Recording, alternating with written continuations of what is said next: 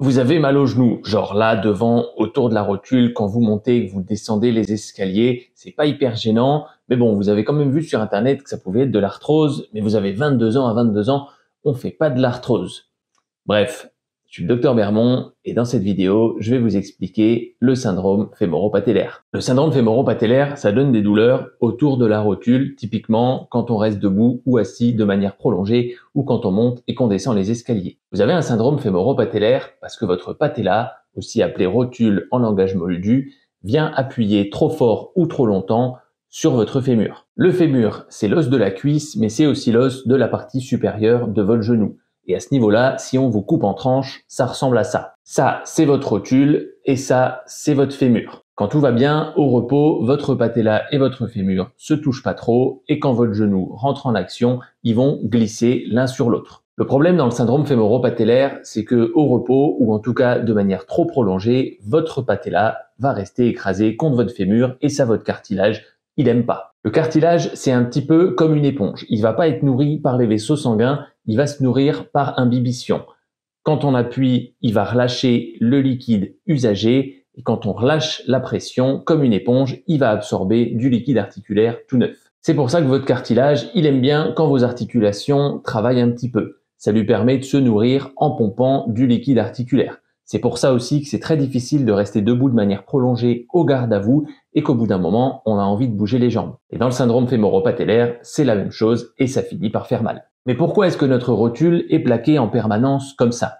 En pratique, il y a 3 options et elles sont souvent un petit peu intriquées les unes avec les autres. Option numéro 1, vous avez un pied qui s'aplatit et le genou qui rentre à l'intérieur, ça s'appelle un génu-valgum. Ça arrive plutôt chez les femmes grandes et longilignes, peu musclées. Et le problème, c'est que le fait d'avoir un genou désaxé comme ça va donner un excès de pression entre la partie externe de votre rotule et la partie externe de votre fémur. Option numéro 2, c'est quand votre quadriceps manque de souplesse. Comme je disais tout à l'heure, au repos, votre rotule et votre fémur sont pas trop censés se toucher. Mais si votre quadriceps est enraidi et qu'il est contracté en permanence, il va venir plaquer votre rotule dans le fond de votre genou et ça vous fait mal. Ça arrive plutôt chez les sujets sportifs qui s'étirent pas ou qui font pas de renforcement au niveau des ischio-jambiers. Et la troisième option, c'est quand nos ischio-jambiers sont trop raides.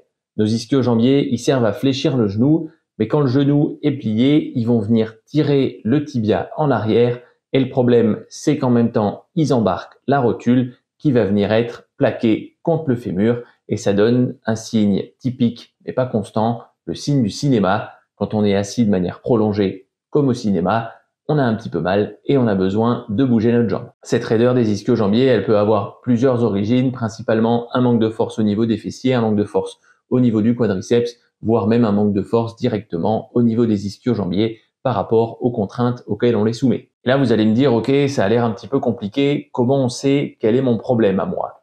Dans l'idéal, vous avez un bon médecin du sport et ou un bon kiné qui vont réussir à faire la part des choses et à vous faire un traitement ultra ciblé. Mais en pratique, c'est pas hyper important non plus parce que globalement, le traitement du syndrome fémoro-patellaire, c'est d'avoir des cuisses fortes et souples et des fessiers forts. Donc peu importe le problème de base, et encore une fois, ils sont souvent intriqués. Si on renforce votre quadriceps, vos ischios et vos fessiers et qu'en parallèle, on s'assure que vous manquez pas de souplesse ni sur les ischios ni sur le quadriceps, on est quasiment certain qu'on va vous soulager de votre syndrome fémoro-patellaire. Et au pire, s'il n'y avait pas besoin de renforcer le quadriceps ou que les ischios étaient pas si raides que ça, vous aurez fait un tout petit peu plus de rééducation que ce qui était nécessaire. Ça sera jamais une perte de temps et ça ne pourra que vous aider dans votre sport et en termes de santé. Le seul truc qu'il faut pas louper, mais ça, aucun kiné et probablement aucun médecin traitant ne pourra passer à côté, c'est si vous avez le pied qui est très très plat et que ça embarque votre genou vers l'intérieur. Dans ce cas-là, faites-vous faire une paire de semelles orthopédiques et ça ira mieux. Et au niveau médical, qu'est-ce qu'on peut faire pour traiter le syndrome fémoro-patellaire?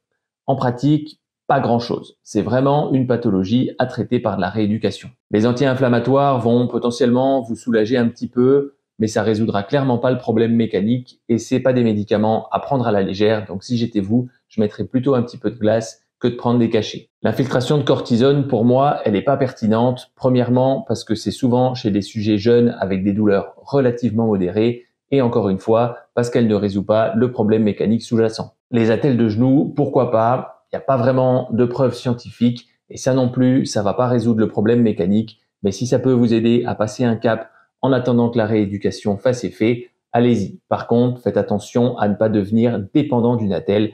Ça doit vraiment être temporaire pour passer un cap. Et après, dans certains cas très spécifiques qui sont résistants à une rééducation bien conduite, il y a certaines interventions chirurgicales qui peuvent se pratiquer, mais elles sont très rares et relativement lourdes, donc je ne vais pas détailler ici. Voilà pour le syndrome fémoro-patellaire. Maintenant, à vous de renforcer les quadriceps, les ischios et les fessiers, de travailler un petit peu sur votre souplesse et vous serez bientôt sorti d'affaire.